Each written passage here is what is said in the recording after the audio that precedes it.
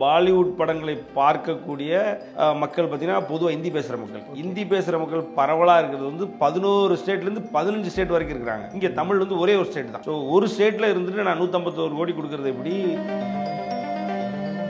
இது எதுக்கு நான் சொல்ல வரேன்னா, 25 வருஷமாக கிட்டத்தட்ட இண்டஸ்ட்ரி ஹிட் ஆகக்கூடிய படங்களை கொடுக்குறாரு அப்படின்னா அந்த படங்களுடைய கமர்ஷியல் வேல்யூ என்ன, அந்த படங்கள் எங்களுக்கு கொடுத்த சந்தோஷம் என்ன, என்டர்டைன்மெண்ட் என்ன, அந்த படங்கள் நாங்கள் எக்ஸ்பெக்ட் பண்ணி போனதில் என்னெல்லாம் எங்களுக்கு பூர்த்தி பண்ணியிருக்கு அப்படின்னு நீங்கள் பார்க்கும்பொழுது எல்லாமே டாப் நாச்சாக இருந்தது.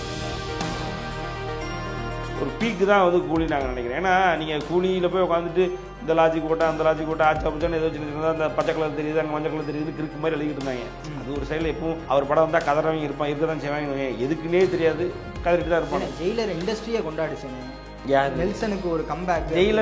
ஜெயிலர் ஃபெயிலியரு அப்படின்னு ஜெயிலர் டிசாஸ்டர் ஹேஷ்டேக்லாம் பார்த்துருக்கீங்க. ஒன்று நான் இப்போ எடுத்து ட்விட்டரில் எடுத்து ஹேஷ்டேக் ஜெயிலர் டிசாஸ்டர்னு போடுங்க. ஜெயிலர் டிசாஸ்டர்னு சொல்லிக்கிட்டீங்க. வேட்டையன் எடுத்துக்கிட்டீங்க அப்படின்னா தலைவருக்கு எப்படி ஒரு கபாலி ஒரு காலா, அதே மாதிரி வேட்டையன். அதாவது அவர் பாட்டுக்கு ஒரு கமர்ஷியல் ஸ்டைலில் லாஜிக்கே இல்லாமல் பண்ணிக்கிட்டு இருப்பாப்ல. சேர் மெயின் கான்செப்ட் இல்லை சார், சிம்பிளாக புரிஞ்சுக்கணும் சார். ஆர்கன் தெஃப்ட் தான் sir main concept. Organ theft, organ எடுத்து போட்டு இவங்களை உட்கார வச்சு கொல்லணும். கொல்றதுக்கு ஈஸியஸ்ட் ஃபார்மட் வேணும். அதுக்கு சத்யராஜ் இருக்காரு. அதுக்கப்புறம் என்ன மறுபடியும் ஆளை தேடி கொண்டு வந்து சுத்தியாசனம் கொண்டு வராங்க. சுத்தியாசனம் வச்சு முடிச்சுட்டு இருக்காங்க. ரைட்டுங்களா? இதுக்கு நடுவில் என்ன நடக்குது அப்படின்னா, சத்யராஜ் இந்த ரெஸ்ட்ரிக்டட் ஏரியாக்குள்ள போயிட்டு இதை திருடிட்டு இருக்கும்போது தயால் பார்த்துடுறாரு. தயால் பார்க்கும்போது தயால் அவரை அடிச்சு கொள்றாரு. தயால் அவரை அடிச்சு கொண்டு ரெஸ்ட்ரிக்டட் ஏரியாக்குள்ள வந்தா, அதனால கொண்டுட்டேன் அப்படின்னு சொல்லி அவர் இவர்கிட்ட சைமெண்ட்டை ப்ரூவ் பண்ணணும். ஏன்னா அவரோட எக்ஸிஸ்டன்ஸை தக்க வச்சுக்கணும். அதனால அவர் ப்ரூவ் பண்றாரு. அவ்வளவுதான். இதுல என்ன உங்களுக்கு லாஜிக் என்ன, எதுல லாஜிக் பிரச்சனைன்னு சொல்லுங்க. நீங்க கரெக்டா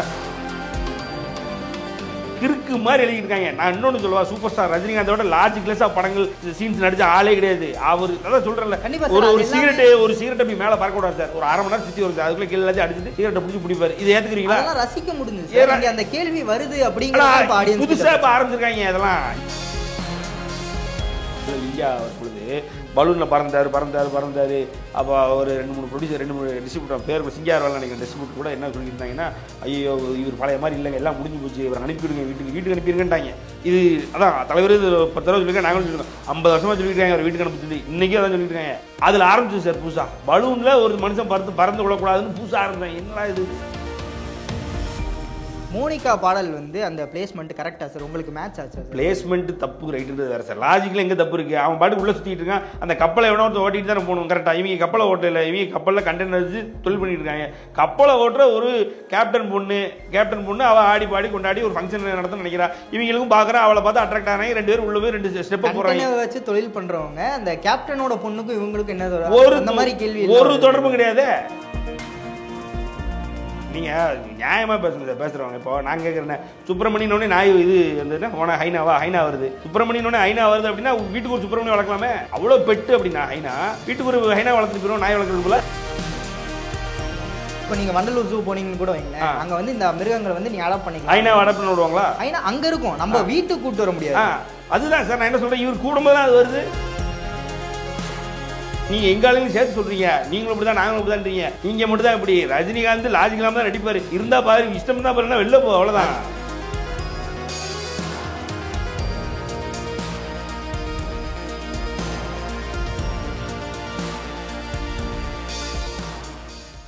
hello channel 5 cinema viewers, this is Krishna here. இன்னைக்கு நம்ம கூட நேர்காணலில் இணைந்திருக்கார் திரு சத்யன் ராமசாமி அவர்கள். வணக்கம்ண்ணா. வணக்கம். முதல் விஷயம், நம்ம கூலி பற்றி தான் வந்து இந்த வீடியோவில் டிஸ்கஸ் பண்ண போகிறோம். அதுக்கு முன்னாடி இந்த படத்தை பற்றின உங்களோட அபிப்பிராயம் என்ன அப்படின்னு சொல்லிட்டு நான் தெரிஞ்சுக்கணும் அப்படின்னு சொல்லி ஆசைப்பட்றேன். நீங்கள் சொல்லுங்கள், நான் கூலியை பற்றி நீங்கள் என்ன நினைக்கிறீங்க? இப்போது அதாவது கூலி வந்து தமிழ் சினிமாவில் தட்டி எழுப்பிடுச்சுன்னு சொல்லணும். அதாவது எப்படின்னா, தமிழ் சினிமாவினுடைய தூங்கி கிடந்த ரசிகர்களை, தமிழ் சினிமாவை பிடிச்சி பின்னாடி இழுத்து போட்டுட்டு இருந்த ரசிகர்களை, அதே மாதிரி தமிழ் சினிமாவுக்கு ஒரு சில பேர் வேண்டாதவங்க இருக்காங்க, அவங்க எல்லாருக்குமே ஒரு வேக்கப் கால் அப்படின்னு நான் நினைக்கிறேன். இதை நான் படத்தை பற்றி பேசிவிட்டு அதுக்கப்புறம் படத்துக்குள்ளே உள்ளது சொல்கிறேன். இப்போ என்னென்னா, தமிழ் சினிமாவுக்கு ஒரு மிகப்பெரிய கலெக்ஷன் தேவை. ஒரு டே 1 கலெக்ஷன், ஒரு வீக்கெண்ட் கலெக்ஷன், ஒரு 7 days கலெக்ஷன், அண்ட் தென் ஒரு 10 days 15 days 20 days collection, overall collection, இது எல்லாமே தேவைப்படுது. ஏன்னா தமிழ் சினிமா கிட்டத்தட்ட அதில் பதாளத்தில் இருக்கின்றதான் உண்மை. அவங்க எல்லாருக்குமே வந்து ஒரு ஷார்ட்டை அடிதான் கூலி. மறுபடியும் நாங்கள் இருக்கோம், இன்னும் நாங்கள் வந்து சோட போகலை, இன்னும் நாங்கள் மேப்பில் தான் இருக்கோம் அப்படின்றது ஏறக்குறைய நீங்கள் ஷாருக்கானுடைய கடைசி 8 பட்டான் ஜவான் எடுத்துக்கிட்டிங்கன்னா பட்டானோட ஃபர்ஸ்ட் டே கலெக்ஷன் வந்து 50 கோடி கூட, நெருக்கி 50 கோடி கூட.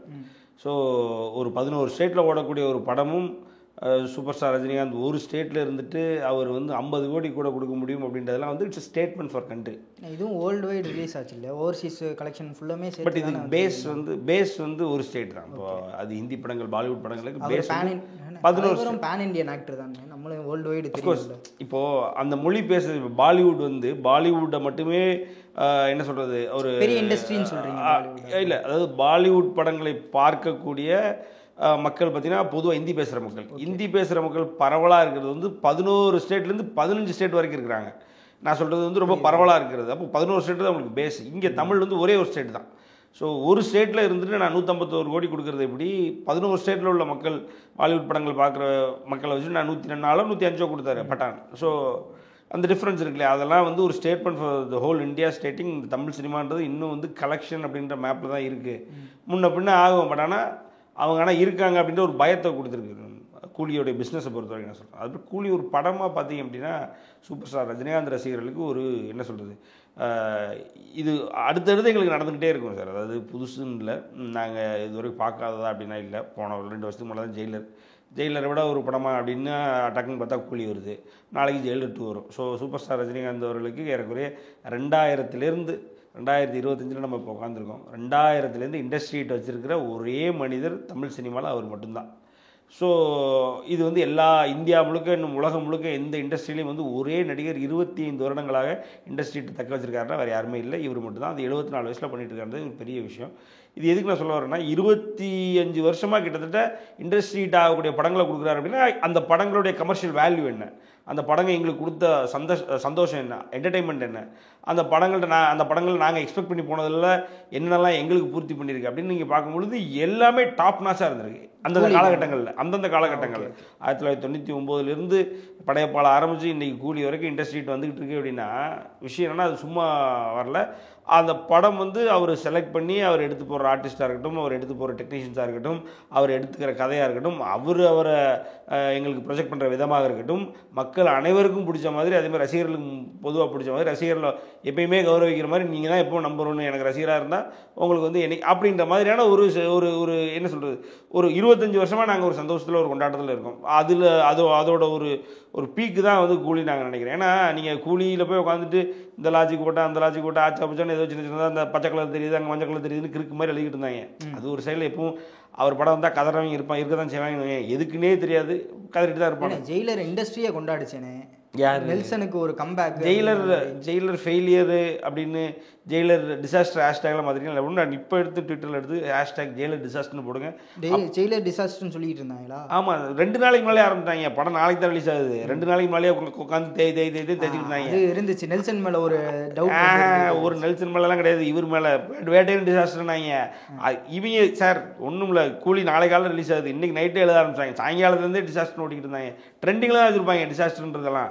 நாங்கள் ட்ரெண்டிங்கில் வருவோம் இல்லை, அவங்க ட்ரெண்டிங்கில் தான் இருப்பாங்க. அவ்வளோ தேவைப்படுது. இப்போ கூலி ரிலீஸுக்கு முன்னாடி அந்த ஆடியோ லான்ஸாக இருக்கட்டும், அதுக்கப்புறம் பாடல்கள் ஒவ்வொன்றுமே வந்து பயங்கரமான ஒரு ஹிட்டு ட்ரெண்டில் இருந்துச்சு. ஆடியோ லான்ஸில் தலைவர் பேசின ஸ்பீச்சும் வந்து எல்லாமே சூப்பராக இருக்குது, ஒரு ஹோல்சமான விஷயம், பயங்கரமான ஒரு ஹைப் வந்து இருந்துச்சு. ட்ரெய்லர் வந்து ஹைப் இல்லாத மாதிரி கட் பண்ணப்பட்டிருந்தாலும் படத்துக்கு பயங்கரமான ஒரு ஹைப் வந்து எதிர்ப்பு. நீங்கள் இப்போது அது எல்லாத்தையும் தள்ளி வச்சுருங்க, படத்தை மட்டும் அஸ் ஒரு தலைவர் ஃபேனாக உங்களுக்கு பார்க்கும்போது எந்தவித ஏமாற்றங்களுமே கிடைக்கலையா படத்தில் ஏமாற்றம் அப்படின்னு ஒன்று கூட இல்லை சார், ஒன்று கூட இல்லை சார். அதாவது இருக்குது அப்படின்னு நீங்கள் சொல்ல சொன்னீங்கன்னா எனக்கு சொல்கிறதுக்கு ஒன்றும் தெரியல. இப்போ அதாவது இது வந்து இந்த படத்தை அதாவது ஏதோ ஒன்று இதுலேருந்து சொல்லிடுங்க அப்படின்னு எல்லாரும் கேட்டு பார்த்துட்டாங்க சார். சத்தியமாக இருந்தால் சொல்ல போகிறோம். இப்போ வேட்டையன் எடுத்துக்கிட்டிங்க அப்படின்னா தலைவருக்கு எப்படி ஒரு கபாலி ஒரு காலா, அதே மாதிரி வேட்டையன். அதாவது அவர் பாட்டுக்கு ஒரு கமர்ஷியல் ஸ்டைலில் லாஜிக்கே இல்லாமல் பண்ணிக்கிட்டு இருப்பாப்புல. அதை பார்த்து தான் நம்மளாம் வளர்ந்தோமே, அதை பார்த்து தான் தமிழ் சினிமாவே வளர்ந்துச்சு. அப்போது ஒரு லாஜிக்கலாக ஒரு படம் அவர் கொடுத்தனாலே இவங்களுக்கு பிடிக்காது, போய் பார்க்க மாட்டாங்க. அப்புறம் என்னடா அப்படின்னு உங்களை தான் கேட்க வேண்டியதாக இருக்குது. ஏன்னா அவர் லாஜிக் இல்லைன்னு அழுவாங்க சார் உட்காந்து. ஒரு நல்ல கதை எடுத்து மக்களுக்கு தேவையான கதை எடுத்து நான் கருத்து சொல்கிறேன் அப்படின்னா அதுக்கும் போக மாட்டாங்க படத்துக்கு. அப்படி என்ன எதிர்பார்த்துக்கிட்டே இருப்பாங்க, என்ன எதிர்பார்க்குறாங்கன்னு அவங்களுக்கும் தெரியாது, அது நமக்கும் ஒழுங்காக சொல்லியும் தொலைய மாட்டாங்க. அந்த மாதிரி தான் இருக்கும். அப்போ அப்படிங்கும் பொழுது இந்த கூலின்றது வந்து ஒரு நீங்கள் எப்படின்னா ஒரு டெக்னிக்கலி பிரில்லியண்டான ஃபிலிம் சார். இதில் லாஜிக் மிஸ்ஸே எங்கேயும் கிடையாது. ஆனால் இருக்குன்னு சொல்லிட்டு இருப்பாங்க என்னங்களேன், லாஜிக் மிஸ்ஸே எங்கேயும் கிடையாது. அது பாட்டுக்கு அவ்வளோ டெக்னிக்கலாக நீட்டாக, அதே நேரத்தில் கமர்ஷியலி பார்த்தீங்க அப்படின்னா எங்கெங்கே பீக்கு எங்கெங்கே லோ, பாட்டு 2 ஹிட்டு, படத்தில் பேக்ரவுண்டு பூரா 1 2 5 6 பேக்ரவுண்டு, ஒவ்வொரு வில்லனுக்கு பேக்ரவுண்டு, ஒவ்வொரு ஹீரோக்கு பேக்ரவுண்டு, அதே மாதிரி ஹீரோயினுக்கு ஒரு பேக்ரவுண்டு, அப்படி இப்படின்னு போட்டு இதை விட கமர்ஷியல் படம் எடுக்க முடியாத மாதிரி எடுத்து வச்சுட்டானுங்க. எங்களுக்கு ஒன்று கூட கிடையாது சார், சத்தியமாக. எல்லாமே அருமையாக இருந்துச்சுன்னா, நீங்கள் சொன்ன அந்த லாஜிக்கல் மிஸ்டேக்கே இல்லை அப்படின்னு சொன்னீங்க இல்லையா, ஒரு 4-5 மிஸ்டேக்ஸ்லாம் சொல்கிறாங்க இப்போ ஆன்லைனில் பார்த்தீங்கன்னா. அதில் 1-2 கேட்குறேன். இதில் உங்களுடைய பதில் என்ன? உங்களுக்கு ஏன் அது மிஸ்டேக்காக தெரியல அப்படிங்கிற உங்களுடைய பதில் சொல்லலாமா? முதல் விஷயம் வந்து என்ன அப்படின்னு பார்த்தீங்க அப்படின்னா, இந்த மிஷின், அந்த சேரை வந்து சத்யராஜை வந்து ரொம்ப இவர் தான் வேணும் அப்படிங்கிற மாதிரி வில்லன் டீம், சைமன் டீம் வந்து கேட்டுக்கிட்டு இருப்பாங்க. ஏன்னா அவருக்கு மட்டும் தான் ஆப்ரேட் பண்ண தெரியும். அவர் தாண்டிங்க அப்படின்னா ஸ்ருதிகாசனுக்கு அவங்க பொண்ணுக்கு வந்து ஆப்ரேட் பண்ண தெரியும் அப்படிங்கிற மாதிரி. கொஞ்சம் சீன்ஸ் போக போக தலைவர் வந்து ஆப்ரேட் பண்ணுவார் அந்த சேரை. இவர் அந்த ஐடியாவே இருக்காது அந்த சேரை பற்றி. ஸ்ருதிகாசன் கூட இருப்பாங்க, அவங்களுக்குமே வந்து இது ரொம்ப அட்வான்ஸாக இருக்குது, இது எப்படின்னு எனக்கு தெரியல, நான் இங்கே வந்ததே இல்லை அப்படிங்கிற மாதிரி சொல்லுவாங்க. அவங்க ஆப்ரேட் பண்ணுவாங்க. சரி, ஓகே, இவங்க ஸ்ருதிகாசன் இருக்காங்க, அவங்க வந்து சொல்லி கொடுத்துருப்பாங்க. அதுக்கப்புறம் இவரும் வந்து ஆப்ரேட் பண்ணுறாரு, எல்லாம் ஓகே. அடுத்த இன்டர்வேஷனுக்கு அப்புறம் பார்த்தீங்க அப்படின்னா, அவரோட ஒய்ஃப் வந்து கடத்தி வச்சுருப்பாங்க. அவங்களும் வந்து ஆப்ரேட் பண்ணி அவரை கருக்கிற மாதிரி. இந்த ஒரு விஷயம் தான் கேள்வியாக கேட்டுச்சு, இவங்களுக்கு எப்படி தெரியும்? அவங்க ஆப்ரேட் பண்ணுறாங்கன்னா அப்போ இவரே ஆப்ரேட் பண்ணிட்டு போயிடலாமே. இப்போ தயால் இருக்காரு சார், தயால் தான் கூட இருக்கிறார்ல. நீங்கள் தயால் எத்தனை வருஷமா அதுக்கப்புறம் கூட இருக்கிறாரு? தயால் கூட இல்லையா சார்? தயாலில் வந்து இங்கே தலைவர் பண்ண ஆரம்பிக்கிறாருல, தலைவர் பண்ண ஆரம்பிக்கிறாரு, சுத்தியாசன் பண்ண ஆரம்பிக்கிறேன். அதுக்கப்புறம் தலைவர் சுத்தியாசன்லேருந்து பல பேரை கொண்டு போடுறாங்க. அவங்களும் அதே மாதிரி தான். சீன்லேயே தயால் கூட இருக்கிறாருல்ல. தயால் ஆப்ரேட் பார்க்குறாரு. இல்லை, நான் அதுதான் சொல்கிறேன். இப்படிங்க சார், இப்போது நானும் நீங்களும் இங்கே இருக்கிறோம் சார், ரைட்டுங்களா? எனக்கு இப்போ இந்த செட்டிங்ஸ்லாம் தெரியுது, இந்த ஃபோட்டோ இதெல்லாம் தெரியுது, ரைட்டுங்களா? நீங்களும் நானும் டெய்லி வந்து நான் இதெல்லாம் பார்க்குறது பூரா படத்தில் உட்காந்து காமிச்சிட்டா இருக்க முடியும்? நான் அதுக்கப்புறம் போயிடுவேன், நான் லைட்டாக அதை பார்ப்பேன். இன்னொரு நாள் நான் வந்து சரி இன்றைக்கி நீ கொல்ல போறியா, நான் லைட்டாக தூரத்தில் நின்று பார்ப்பேன், அப்புறம் அப்படி என்ன ஏதுன்னு கேட்பேன். இது ஒரு அண்டர்ஸ்டாண்டிங் தானே சார். இது லாஜிக்கல். இதில் என்ன மிஸ்ஸிங் நடக்கணும் புரியல. நான் உங்கள்கிட்ட பார்த்துட்டேன். எனக்கு என்ன பிரச்சனை, ஃபஸ்ட்டு பிரச்சனை நான் தயால், எனக்கு என்ன பிரச்சனை அப்படின்னா, எனக்கு அதை ஆப்ரேட் பண்ணுறதுக்கே ஆள் கிடைக்கல. அப்போ நான் என்ன எப்படி படுத்து தூங்கி யோசிச்சுட்டு இருக்கேன். அப்புறம் பார்த்தா அந்த பிள்ளை, ஆமாம் அவனுக்கு நின்னாலன்னு அவளை நான் கூப்பிட்டு வரேன். கூப்பிட்டு வரும்போது இவரும் கூட சேர்ந்து வராரு, யார், தேவராஜும் கூட சேர்ந்து வரப்பில்ல. அப்போ நான் அப்போ எனக்கு என்ன பிரச்சனை, எனக்கு இதை ஆப்ரேட் பண்ணுறது தேவை தான் எனக்கு முக்கியம். அப்போ 2வது இவங்களை கூப்பிட்டு வரும்போது அதுக்கப்புறம் இதுலேருந்து நான் எப்படியாவது பிக்கப் பண்ணணும்னு நினைக்க மாட்டேன். ஓகே சார், இப்போ அதை நான் காட்டி டெய்லி அதே உட்காந்து காட்ட முடியுமா? இவர் வந்து எப்போ கற்றுக்கிறாரு ஆட்டோமேட்டிக்காக இவர் கற்றுக்கிட்டாருன்னா இவருடைய சைட் கிக் யார்? சைட் கிக்ன்றதோட இவருடைய கவுண்டர் பார்ட் யார்? கல்யாணி தான். கல்யாணிட்ட சொல்லி கொடுத்துருப்பாரு. கல்யாணி கிட்ட தான் பேச்சுவார்த்தையே இல்லை சார் இவங்க 2 பேரும். அதுதான் நீங்கள் பிரச்சனையே தான் சார். உட்காந்து அவங்க 2 பேரும் பேசுறதே போட்டுருவோமா? அரை மணி நேரம் படமா போட்டுருவோமா? இதை கற்றுக்கிட்டு இதை அவங்களுக்கு சொல்லி கொடுக்குறதே போட்டுருவோமா? கற்றுக்கிட்டு சொல்லி கொடுக்குற அளவுக்கு ஈஸியாக இருக்குன்னே வச்சுக்கோங்க. அதை மக்கள் சரி புரிஞ்சுக்கிறாங்க. அவங்க 2 பேரும் ஒரு ட்ரெயின்டு போலீஸ் ஆஃபீஸர்ஸ், அவங்க 2 பேருமே ரொம்ப ஈஸி சார். அது அதை முன்னாடியே பண்ணியிருந்தா இது சத்யராஜை கொண்டிருக்க வேலையே இல்லையே அப்படிங்கிற ஒரு விஷயம் தான். இல்லை, சத்யராஜை கொண்டுட்டாங்க, அடுத்து ஸ்ருதிகாசன் தேடி போயிருக்க வேலையே இல்லையே, இது கற்றுக்கலாம்டா, இது இதான்டா அப்படிங்கிற சத்யராஜ். அதுதான் ஒரு கோர் கான்செப்டே. படம் முழுக்கவே வந்து அந்த சேரை ஆப்ரேட் பண்ணுறதுக்கு முக்கியமாக அவங்க 2 பேர் வேணும். அவங்க 2 சத்யராஜ், அதுக்கப்புறம் ஸ்ருதிகாசன். முதல்ல சத்யராஜை கொண்டுட்டாங்க. அது தயால் வந்து நாம மாட்டிக்க போகிறோமோ அப்படிங்கிற ஒரு விஷயத்தில் பயத்தில் வந்து கொண்டாரு அப்படின்னு வச்சுக்கோங்க. அது அடுத்த கேள்வி, அது இன்னொரு கேள்வி இருக்குது, அது அடுத்த. அப்படி சேர் தான் மெயினான ஒரு கான்செப்ட். அதை இவரே ஆப்ரேட் பண்றாரு அப்படிங்கிற அந்த ஒரு மோட்டிவே இல்லாம. சேர் மெயின் கான்செப்ட் இல்ல சார், சிம்பிளா புரிஞ்சுக்கோங்க சார். ஆர்கன் தெஃப்ட் தான் sir main concept. Organ theft, organ எடுத்து போட்டு இவங்களை உட்கார வச்சு கொல்லணும். கொல்றதுக்கு ஈஸியஸ்ட் ஃபார்மட் வேணும். அதுக்கு சத்யராஜ் இருக்காரு, ரைட்டா? சத்யராஜுக்கு அடுத்து அந்த மாதிரி ஆர்கன் தெஃப்ட். ஆர்கன்ஸ் வந்து ஒருத்தனை கொண்டுட்டு அதுக்கப்புறம் பார்த்தா பாடி கரைக்கி போகுதுன்னு ஒருத்தன் ஃபோன் பண்ணுறான், பாடிலாம் கரைக்கணுமே வரக்கூடாது, வந்தால் வெளுத்துருன்றான். அதுக்கப்புறம் என்ன மறுபடியும் ஆளை தேடி கொண்டு வந்து சுத்தியாசனை கொண்டு வராங்க, சுத்தியாசனை வச்சு முடிச்சுக்கிட்டு இருக்காங்க, ரைட்டுங்களா? இதுக்கு நடுவில் என்ன நடக்குது அப்படின்னா, சத்யராஜ் இந்த ரெஸ்ட்ரிக்டட் ஏரியாக்குள்ளே போயிட்டு இதை திருடிட்டு இருக்கும்போது தயால் பார்த்துடுறாரு. தயால் பார்க்கும்போது தயால் அவரை அடித்து கொள்றாரு. தயால் அவரை அடித்து கொண்டு இந்த மாதிரி என்ன சொல்கிறது, உள்ளே வந்தால் ரெஸ்ட்ரிக்ட் ஏரியாவுக்குள்ளே வந்தால், அதனால் கொண்டுட்டேன் அப்படின்னு சொல்லி அவர் இவர்கிட்ட சைமன்ட்டை ப்ரூவ் பண்ணணும். ஏன்னா அவரோட எக்ஸிஸ்டன்ஸை தக்க வச்சுக்கணும். அதனால் அவர் ப்ரூவ் பண்ணுறாரு, அவ்வளோதான். இதில் என்ன உங்களுக்கு என்ன எதில் லாஜிக் பிரச்சனைன்னு சொல்லுங்கள் சார். நீங்கள் கரெக்டாக ரொம்ப ஈஸியாக சொல்லிடலாம். இப்போது நீங்கள் முதல்ல சொன்னீங்க ஈஸியாக அந்த சேர் படத்தை ஆரம்பிக்கிறது சார். இப்போ அந்த சேரை ஆப்ரேட் பண்ணுறதுக்கு ஒரு ஆள் வேணும். அது இவங்களுக்கு தெரியாது, சத்யராஜுக்கு தெரியும். சத்யராஜ் இறந்துட்டாரு. அது இறந்தது யாருன்னு பார்க்கறதுக்கு தலைவர் உள்ள வராரு. அது டோட்டலாக வேற. அவர் அதுக்கப்புறம் கண்டுபிடிச்சாரு, அதெல்லாம் விஷயம் இல்லை. ஸ்ருதிகாசனுக்கு தெரியும், இப்போ இறந்தது யாருன்னு நான் கண்டுபிடிச்சிக்கிறேன், ஆனால் நீங்கள் இங்கே இருக்க வேணாம், நீங்கள் கிளம்புங்க அப்படின்னு சொல்லிட்டு தான் ஃபர்ஸ்ட் சீனே வந்து அவர் ஸ்ருதிகாசனையும் அவங்க தங்கச்சிக்கு 2 பேரையும் கூப்பிட்டு போகிறார். அவங்களுக்கு தான் அது தெரியும் அப்படின்னு கூப்பிட்றதுக்கு தான் அந்த ஹாஸ்டலுக்கே வந்து ஆட்கள் விட்டு தூக்கிட்டு வர சொல்லியிருக்காங்க. ஸோ இப்போ அதுக்கப்புறம் இவருக்கு தெரிஞ்சது, தயாலுக்கு தெரிஞ்சிருக்கு அப்படிங்கிற மாதிரி ஒரு காட்டியிருந்தாங்க. தயாளு அதை காட்டிக்க தேவையில்லைன்றீங்களா? தயாளுக்கு தெரிஞ்சிருக்குன்ற எது சார் அவர் எல்லாம் வெளியில் சொல்லணும் சார். அவரே வந்து அவரே வந்து இவங்களுக்கு அகைன்ஸ்ட் தான் ரைட்டுங்களா, இவருக்கு அகைன்ஸ்டான குரூப். ஆனால் அவங்களுக்கு இது என்ன ஏதுன்னு தெரிஞ்சுக்கணுன்ற இன்க்யூசிட்டிவ் ஆட்டோமேட்டிக்காக வரும்ல. ஏன்னா சார் அவங்களுக்கு மென்டாலிட்டியே போலீஸ் மென்டாலிட்டி சார். 8 வருஷமாக ஒருத்தன் சைமனே ஏமாத்திட்டு உள்ளே இருந்திருக்கான். அவனுக்கு இந்த மாதிரி மென்டாலிட்டி கூட இருக்காதா? அது என்ன ஏதுன்னு நாளைக்கு தெரிஞ்சு வச்சுக்கிட்டோம்னா நமக்கு பர்சனலாக தேவைப்படும். நாளை பண்ணி இவனை இல்லைனாலும் நம்ம வச்சு கொண்டு போகலாம்னு யோசிக்க மாட்டானுங்களா? நாளைக்கு சைமனே கொண்டா கூட ரொம்ப என்னைக்குனாலும் வச்சு எதுக்குனாலும் பண்ணிக்கலாம் சார். பேசிக் தாட் தானே சார். முதல் கேள்வி. அடுத்த விஷயம், தயாள் வந்து சத்யராஜ கொன்ன ஒரு விஷயம். இந்த மாதிரி உள்ள போயிட்டாரு, போலீஸுங்கிறத கண்டுபிடிச்சிட்டாரு சத்யராஜ் அப்படிங்கறத வச்சுக்கோங்களேன். அந்த ஒரு டாக்குமெண்ட் அதெல்லாம் நீங்க அசியூம் பண்றீங்க. சொல்லுங்க, அடுத்த கேள்வி சொல்லுங்க. இல்ல போலீஸுங்கிறத கண்டு நீங்க சொல்லுங்க நீங்க முடிங்க கேள்வி வர முடியுங்க. எனக்கு புரிஞ்ச விஷயம் வந்து படம் பார்த்தது போலீஸுங்கிற ஒரு விஷயத்த வந்து கண்டுபிடிச்சிட்டாரு. அதை வந்து சைமன் கிட்ட சொல்லிடுவாரோ அப்படிங்கறனால தான் தயாள் வந்து சத்யராஜை கொன்னாரா இல்லையா சார்? அவர் ரெஸ்ட்ரிக்டட் ஏரியாக்குள்ளே போகிறார் சார். அவர் ரெஸ்ட்ரிக்டட் சார். இவர் அங்கே எவன் செத்தாலும் இவருக்கு பிரச்சனை கிடையாது. இவருக்கு எவன் செத்தாலும் பிரச்சனை கிடையாது. இவருக்கு அந்த டாக்குமெண்ட்ஸ் எடுத்துக்கொண்டு போய் போலீஸ் டிபார்ட்மெண்ட்டில் கொடுக்கணும். யாருக்கு? தயாளன்றவருக்கு டாக்குமெண்ட்ஸ் எடுத்துக்கொண்டு போய் போலீஸ் டிபார்ட்மெண்ட்டில் கொடுக்கணும். அதுக்கப்புறம் பார்த்தீங்க அப்படின்னா இவர் செட்டில் ஆகணும். இந்த ரெண்டும் சேர்ந்து விஷயம் என்னென்னா, இவர் நல்லவராக இருந்தாருன்னா முதல் நாளே டாக்குமெண்ட் எடுத்துகிட்டு போயிருக்கலாம். 8 வருஷம் இருக்குன்னு அவசியம் கிடையாது. இவர் கொஞ்சம் அமௌண்ட் அடிச்சுட்டு ஒரு பொண்டாட்டியோட போய் செட்டில் ஆகணும்னு நினைக்கிறாப்புல. அதே நேரத்தில் இவர் கொடுக்கணும்னு நினைக்கிறாப்புல. இதை டாக்குமெண்ட் கொண்டு போய் போலீஸ் டிபார்ட்மெண்ட்டில் கொடுக்கணும்னு நினைக்கிறாப்புல. இவரும் சேட்டை பண்ணுறாரு. உள்ளே போய் இவர் ஜெனியூனாக நான் நல்லவன் அப்படின்னு சைமன்ட்ட காமிச்சிக்கிட்டே இருக்கணும். கடைசி வரைக்கும் இவருக்கு எந்த பிரச்சனை இல்லாமல் இருக்குன்னு நினைக்கிறாப்புல. அப்படிங்கும்பொழுது இவர் சத்யராஜ் போயிட்டு இது பண்ணும்பொழுது என்னது போயிட்டு திருடும் பொழுது பார்த்துக்கிறாப்புல. பார்த்து மாட்டி ஆட்டி வெளுத்து கொண்டுறாரு. வாலண்டியராக வந்த ஒரு ஆளை ஏன் விடுவானே, இதை வச்சு நல்ல பேர் வாங்கிக்கலாம் அப்படின்னு இருக்கலாம். இல்லைனாலுமே சார் அவர் அந்த கேரக்டராக தானே வாழ்றாரு சார். அவர் தயாளன்ற கேரக்டராக தானே வாழ்றாரு. இன்னொன்று பார்த்தீங்க அப்படின்னா அவருக்கு தனியாக அடிக்கணும் தானே. அந்த ஒரு வீட்டுக்குள்ளே ஒரு பாத்ரூம் திறந்து வீட்டுக்குள்ளே பின்வாசல் வழியாக ஒரு இடத்துக்குள்ள போவாங்களா, அதில் பணத்தெல்லாம் சேர்த்து வைப்பாரு. தனியாக அடித்து ஆடணும்னு ஆசை. அதே நேரத்தில் நம்மளை பற்றி நீங்கள் சொல்கிற அந்த தாட்டையும் வேணா வச்சுக்கோங்க. எல்லா தாட்டும் சேர்ந்து இப்படி நமக்கு தேவையில்லாத ஒரு இன்ட்ரூடர் சத்யராஜ் எதுக்கு நம்ம தேவைக்கு யூஸ் பண்ணிட்டு தூக்கி போடணும். நமக்கு தேவையில்லாமல் உள்ளே வந்தா அப்படின்னா நாளைக்கு எதுனாலும் தெரிய வரும்ல. வேஸ்ட்டு தானே அது. சத்யராஜ் எதுக்கு அந்த ஃபார்ம் எல்லாம் வந்து எடுத்தாரு அப்படின்னு சொல்லி நினைக்கிறீங்க? அந்த சீக்ரெட் ரூம்குள்ளே போயிட்டு இல்லை என்ன தேவை இருக்கு? அந்த ஒரு பொண்ணு 3 பேரையும் வச்சு மிரட்டுறாங்க. திருப்பி மிரட்டுறதுக்கு ஒரு நல்ல கான்செப்ட் கிடைக்காது. இடப்பட்ட காசு கொடுக்குறாங்கல்ல, அந்த காசு வந்து சத்யராஜுக்கும் தேவையா இருக்குல்ல? தேவையா இருக்கு சார். இப்போ நீங்க என்னை மிரட்டி தான் வச்சிருக்கீங்க. நான் ஜாலியா சந்தோஷமா உங்கள்கிட்ட இருந்து இந்த வேலையை பார்க்கல. நீங்க என்னை மிரட்டும் போது நான் உங்களை திருப்பி மிரட்டுறது கான்செப்ட் கிடைக்காது தேடுவோம்ல. அப்படி ஒரு கான்செப்ட் தேடிட்டு இருக்காப்ல அவரு. அதுலேருந்து அவங்க சிக்கிறானுங்க. சார் நீங்கள் ஒரு லாஜிக் கிடையாது, மிஸ் கிடையாது. நீங்கள் கேட்டுக்கிட்டே இருக்கு. 50 கேள்வி கேட்குறீங்களா?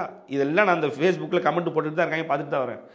கிறுக்கு மாதிரி எழுதிட்டு இருக்காங்க. நான் இன்னொன்று சொல்லுவா, சூப்பர் ஸ்டார் ரஜினிகாந்தோட லாஜிக்லெஸ்ஸாக படங்கள் சீன்ஸ் நடிச்ச ஆளே கிடையாது அவர். அதான் சொல்கிறேன்ல, ஒரு சிகரெட் அப்படி மேலே பறக்க விடாரு சார். ஒரு 1/2 மணி நேரம் சுற்றி வருது, அதுக்குள்ளே கீழே எல்லாத்தையும் அடிச்சுட்டு சிகரெட்டை பிடிச்சி பிடிப்பாரு. இதை ஏற்றுக்கிறீங்களா? ரசிக்க முடிஞ்சு அந்த கேள்வி வருது அப்படிங்கிற புதுசாக இப்போ ஆரம்பிச்சிருக்காங்க. இதெல்லாம் இந்த 2-3 வருஷமாக பண்ணிட்டு இருக்காங்க சார். அதெல்லாம் சார் நீங்க ஒண்ணும் சின்ன வயசுல பாபா பார்த்து வளர்ந்தோம். பாபாலாம் ஒரு வாலிபால் இருக்கும், அந்த வாலிபால் விடுவாரு.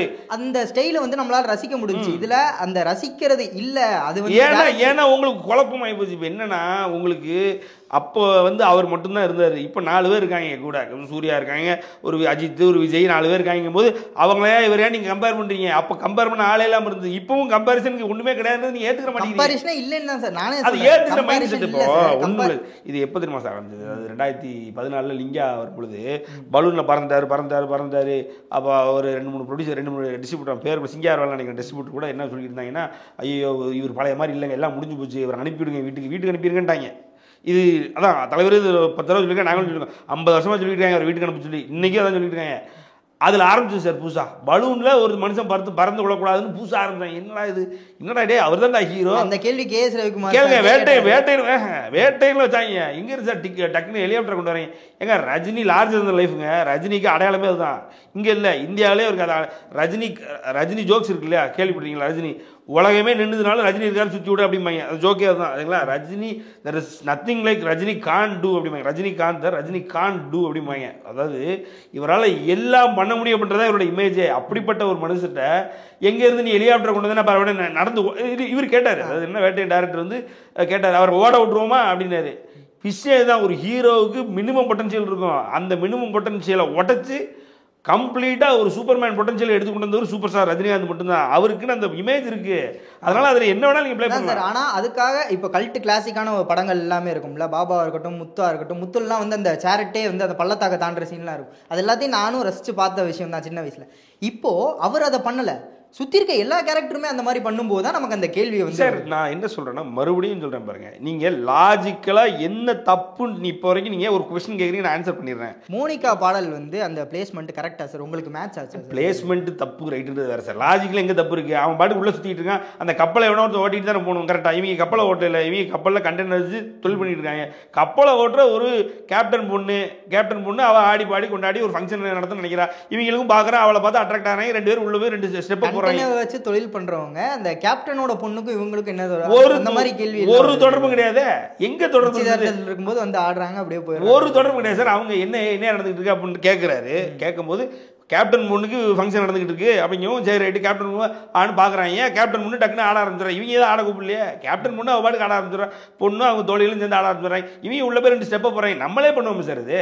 சார் இப்போ ஒரு பப்புக்கு அங்கே ஏதாவது குடிக்கிட்டே போனாங்கன்னா அங்கே 4 பிள்ளைங்க ஆடிட்டு இருக்கும், நம்மளுக்கு கூட சேர்ந்து 2 ஸ்டெப்பை போட்டு வருவோம்ல, அவ்வளோதான். இதை போட்டு என்ன சார் இது? அதாவது கேட்கணும்னு எதையாவது கேட்டுக்கிட்டு இருக்காங்க. நம்மளும் சரி அதுதான் உண்மை நம்பிக்கிட்டு இருக்கோம். மறுபடியும் சொல்கிறேன், ஒருத்தன் அதாவது திராணி இருந்தா தெம்பு இருந்தா, நீ கூலி படத்தில் லாஜிக் லாஜிக் ஓட்டன்னு என்னை கூட்டுவாங்க சார் பார்த்துக்கிறோம். நீ ஒரு ஆம்பளைனா கூட்டுவாங்க சார், நான் பேசி நமக்கு ப்ரூவ் பண்ணிட்டீங்கன்னா முடிச்சு போச்சுல, நான் மூக்க இருந்து வெளியில் போயிடுவோம்ல சார். எல்லாமே இவங்க போட்ட கேள்வி பூரா பார்த்தீங்கன்னா என்னடா அங்கே இப்போ தான் ஜெயிலருக்கு சார் நீ இது இல்லை நீங்கள் கேட்குறவங்களாம் யார் தெரியுமா? இவங்க பூரா அந்த சுரா பாஸ்கர், குருவி கோவிந்த், இவங்க தான் அந்த குரூப் பூரா. ஜெயிலருக்கு இப்படி தான் டீச்சர் அவங்க மட்டும் தான் கேட்கல. ஒரு ஐடியாக்காக சொல்கிறேன். ஜெயிலருக்கு இப்படி தான் டீச்சர் வந்து வந்தோடனே டீச்சரில் காருக்குள்ளே உட்காந்துருக்கும் போது சட்டை வெளியில் தொங்குது, இறங்கணுன்னே சட்டை மடிஞ்சு உள்ளே உட்காந்துருக்கு. என்னடா இது? ஏன்னா ஒருத்தன் இறங்கி அவன் டக்கின் பண்ணக்கூடாதா? மொத்த ப்ராசஸ் இவங்களுக்கு காட்டணும் போல இருக்கு சார். அதாவது அது இறங்கி பேண்ட்டை கழட்டி இவங்க முன்னால் நின்று போட்டு ஜிப்பை போடுற வரைக்கும் காட்டணும் போல இருக்கு. அப்படின்னா நம்புவாங்க போல இருக்கு. சார் என்னதான் பண்ணணும்னே இவங்களுக்கு தெரியல சார். சின்ன விஷயங்கள்லாம் இந்த மாதிரி பேசுகிற ஃபேன்ஸ் எல்லாருமே இருந்துக்கிட்டு தான் இருக்காங்க. அது வந்து 2 பக்கமே இருக்காங்க. நம்ம அது இல்லைன்னு சொல்ல முடியாது. 2 பக்கமே இருக்காங்க. எல்லா பக்கம் அந்த மாதிரி பேசுகிறவங்கள நான் கணக்கிலே எடுத்துக்கல. பொதுவாக இப்போது கூலியை பொறுத்த வரைக்கும் அவங்க மட்டும்தான் குறை சொல்றாங்க. இல்ல நான் கேக்குறேன், இப்போ பொதுவான ஒரு 2 பக்கமும் இருக்காண்டி எங்க ஆளுங்க கம்மி சார். நீங்க நியாயமா பேசுங்க சார் பேசுறவங்க. இப்போ நான் கேட்கறேன், சுப்பிரமணியனோடனே நாய் இது வந்து ஹைனா வருது. சுப்பிரமணியனோடனே ஹைனா வருது அப்படின்னா வீட்டுக்கு ஒரு சுப்பிரமணியம் வளர்க்கலாமே. அவ்வளோ பெட்டு அப்படின்னா ஹைனா வீட்டுக்கு ஒரு ஹைனா வளர்த்துட்டு போயிடும், நாய் வளர்க்குறது போல. அதுக்கு முன்னாடி அவர் வந்து அந்த அனிமல் வெல்ஃபேர்ல இருக்காரு, அவர் வந்து ட்ரெயின் பண்ணப்பட்டிருக்காரு அப்படின்னு சொல்லிட்டு அந்த அதுக்கான லாஜிக்ஸ் எல்லாமே. சரி சார், ஹைனாவை அந்த அளவுக்கு ட்ரெயின் பண்ணி வீட்டில் ஆளுக்கு ஒரு சுப்பிரமணியம் வளர்க்கணும், எல்லாரும் சேர்ந்து வளர்த்துக்கலாம்ல. லீகல் இல்ல சார். என்ன அப்புறம் அவருக்கு மட்டும் எப்படி லீகலா இருந்தது? அவர் ஃபாரஸ்ட்ல அந்த மாதிரி அந்த அனிமல் வளர்க்கறதுக்காக பண்ணியிருக்காரு அப்படின்னு சொல்லிட்டு முன்னாடியே காட்டி. வீட்டில் வச்சு வளர்க்கலாமா? வீட்டில் வச்சு வளர்க்கல, அவர் அடாப்ட் பண்ணியிருக்காரு. ஏதோ ஒன்று சார், நான் அதான் என்ன சொல்றேன் சார், அடாப்ட் பண்ணலாம் வைக்கலாம். இப்போ அவர் பண்ண முடியும் போது நம்ம ஏன் பண்ண முடியல? நம்ம நீங்க பண்ண முடிஞ்சா அடாப்ட் பண்ண முடிஞ்சா வச்சிருப்பாங்க. இப்போ நீங்க வண்டலூர் ஜூ போனீங்கன்னு கூட வைங்களேன், அங்க வந்து இந்த மிருகங்களை வந்து நீ அடாப்ட் பண்ணிக்கலாம். ஐனா அடாப்ட் பண்ண விடுவாங்களா? ஐனா அங்க இருக்கும், நம்ம வீட்டுக்கு கூட்டு வர முடியாது. அதுதான் சார் நான் என்ன சொல்றேன், இவர் கூடும்போது தான் அது வருது. இப்போ ஜிவி சார் அடாப்ட் பண்ணி அந்த ஜூக்குள்ள இருக்கணும்னா ஜூக்குள்ள தானே இருக்கணும், இவர் கூடும்போது தான் வருது. இப்போ இது எதுக்கு சார் இந்த லாஜிக் மிஸ்டேக் நீங்க கேக்குறீங்க? இது எதுக்கு சொல்ல வரேன்னா, இப்படி கேட்டுக்கிட்டே போலாம் சார். நம்ம நீங்க எங்க ஆளுங்களும் சேர்த்து சொல்றீங்க, நீங்களும் இப்படிதான் நாங்களும் இப்படிதான்றீங்க. நீங்க மட்டும் தான் இப்படி ரஜினிகாந்த் லாஜிக் இல்லாம தான் நடிப்பாரு. இருந்தா பாரு, இஷ்டம் தான் பாருன்னா வெளில போ, அவ்வளவுதான்.